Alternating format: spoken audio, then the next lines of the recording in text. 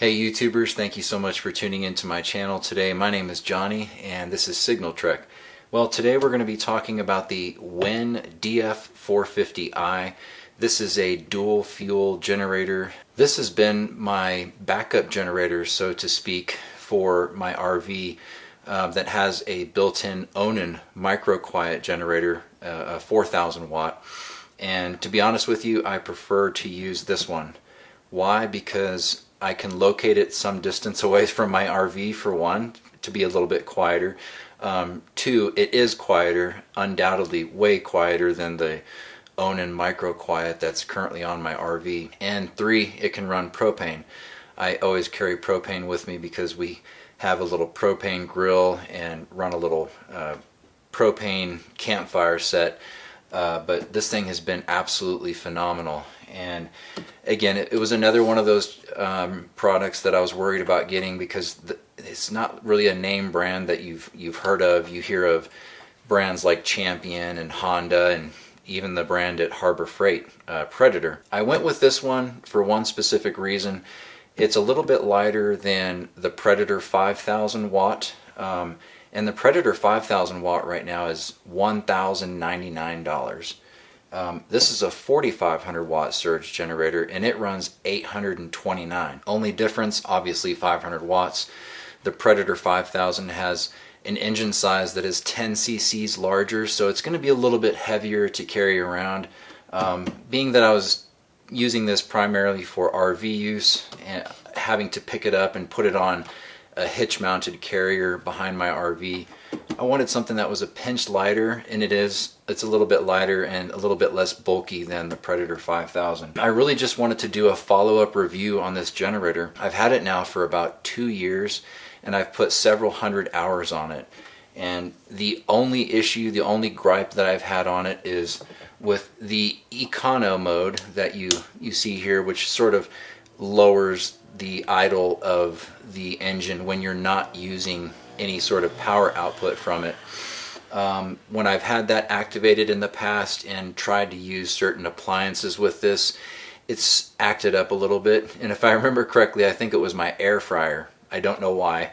I would think that an air fryer would not generally be an issue because it's one of those devices that comes on, turns off, comes on, turns off, but for some reason it was an issue with this. I just have to make sure that whenever I'm starting this thing up, obviously, if you don't know, you should have econo mode turned off. And generally I do like to use the econo mode because it saves me a ton of fuel whenever I'm boondocking.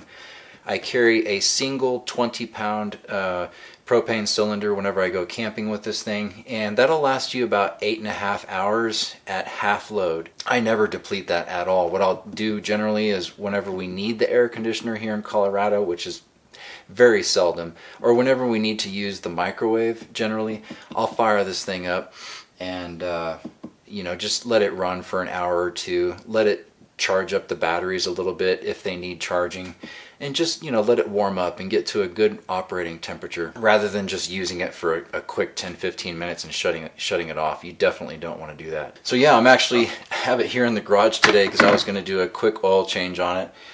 The only recommended addition that I would recommend on this generator is a magnetic dipstick, which sort of helps pick up those metallic particles that might shave off during operation. I've done a couple oil changes on it now, but what we're going to do is actually take it out here in just a minute and we'll hook it up to my RV and we'll fire up the air conditioner, we'll fire up the microwave and see how this thing performs. And I'll point the camera here at the load meter so you can see just how much power is being pulled from the generator. I've only ran this thing on propane. I've never filled this thing with gas. Because I don't use my generators typically for about 5 to 6 months in the winter time, I don't want to have to deal with putting any kind of fuel stabilizer or anything. Now I know there's a huge difference in cost. I mean, propane is going to cost you 4 or 5 times more. Gasoline is probably more readily available, so who knows, at some point I may switch over to gasoline because again, I've been using propane on it for 2 years now, and it's probably extended the life of it to a certain extent, but at what cost, right? I mean, propane is so much more expensive than gas. I was asking myself that question the other day. At what point do you sort of have to say, okay, I'm not breaking even with this thing. Had this thing out in the rain, the snow, the mud, the sleet, the hail, you name it. My recommendation, I'm here in Colorado, and if I ever expect any bad weather whenever it's camping, this is my kid's sled that I put on top of it just like that, and I'll find a rock that's somewhere around on the campground and just put it right there, and this sort of helps protect it whenever I'm out and about.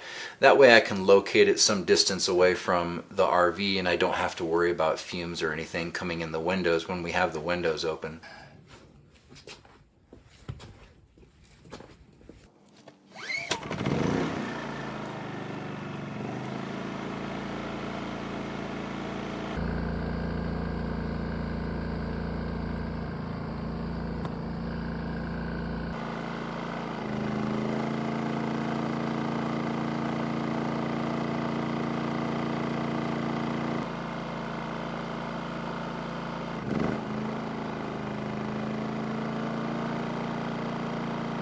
After a year of boondocking, the WEN DF450i has proven to be a solid low-cost backup option.